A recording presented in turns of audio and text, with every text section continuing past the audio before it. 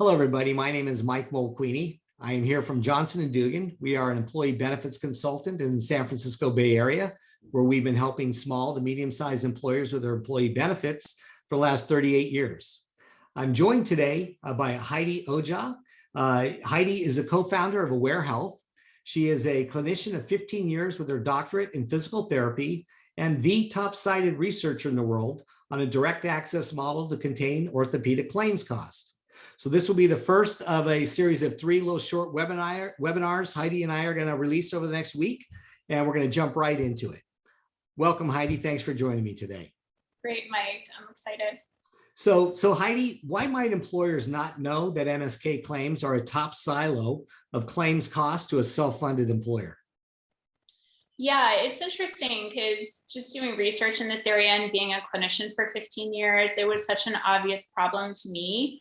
And I have the cost data to back up that being a problem for the majority of employers. But when I started talking to employers and brokers, it was kind of surprising to me that I think it's sometimes the way claims are reported and what brokers and employers receive from the raw data is really tough to differentiate what is their biggest problem and what's costing them the most. And I think that's because there's, self-insured employers have a stop loss limit, right? So usually they'll really pay attention to the claims that go over their stop loss limit or the really expensive claims, even if they don't go over their stop loss limits. That could be like open heart surgery or the cancer claim or something like that. And so they feel like, oh, well, that's my biggest problem.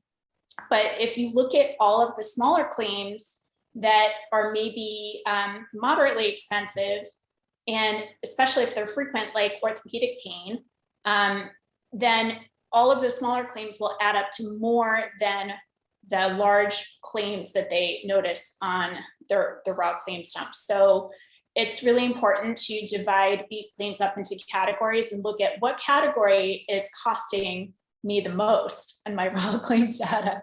Yeah. And that's the process that we help employers go through, is to differentiate, what percentage of my total healthcare claim spend is musculoskeletal pain.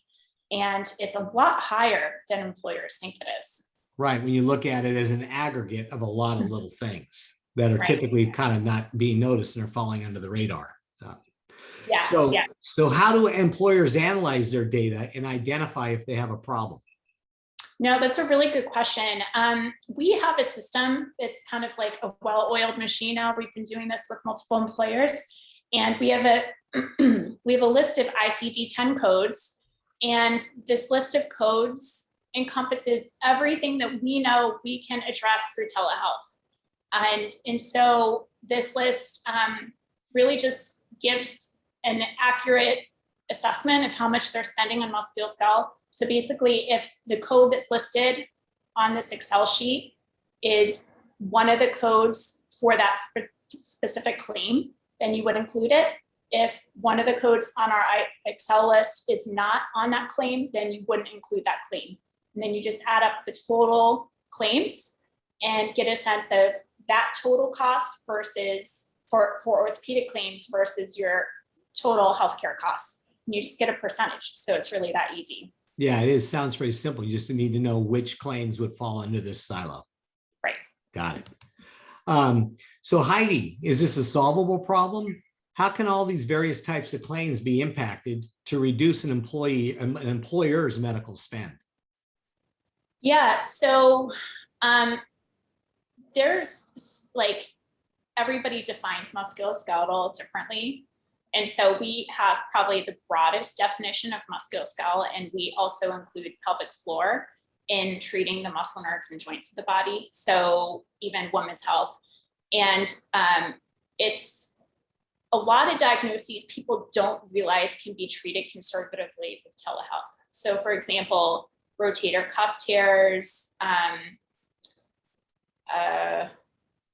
radiculopathies from the back. So nerve pain going down the leg. Most people think, oh, that's an automatic MRI. It's not. You really can treat that conservatively over telehealth. So a lot of the decision making with these conditions is number one, does someone need imaging or not? Does someone need an immediate surgery or not? And most of the time, I would say 95% of the time, the answer is no. So they're Wow. appropriate for telehealth. And we'll talk about this a little bit later, but there's a lot of research showing that surgeries are not effective compared to doing nothing, especially looking at elective surgeries for orthopedic pain. Wow. There's a few elective surgeries, such as somebody falls and fractures their hip and they can't weight bear through their leg. That is the time to get surgery. So there's definitely indications for surgery, but we can differentiate in our clinical exam because we have highly specialized providers that are orthopedic clinical specialists who do the evaluations up front as soon as somebody presents with pain before using the insurance-based system. So they can differentiate that and determine if these conditions are, need that urgent referral on board or not. Well, if we can eliminate imaging, that's going to move the needle on reducing claims costs for sure. So it sounds to me like you're saying there's a lot of times that imaging is done when it really isn't needed, and you can get to the same result at the end. So wow, that's really helpful to know. And I think that's like an important point you brought up, Mike, because the imaging costs the employer, about $2,000-$3,000. Yeah. But also plants a seed in the employee's mind.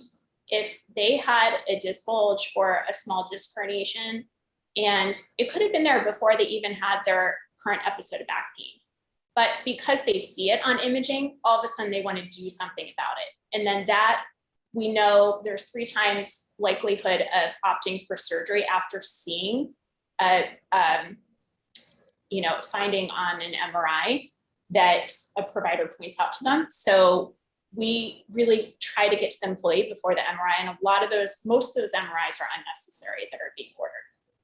Great. That's really good stuff. Thank you for joining me today. We're going to send you out all another little idea on cost containment solutions and diving deeper into this MSK crisis area the next time around. So if you have any questions or like to do a deeper dive, please reach out to either Heidi or I, and we'll be happy to share more with you. Thanks, Heidi. We'll see you next time. Okay, Mike.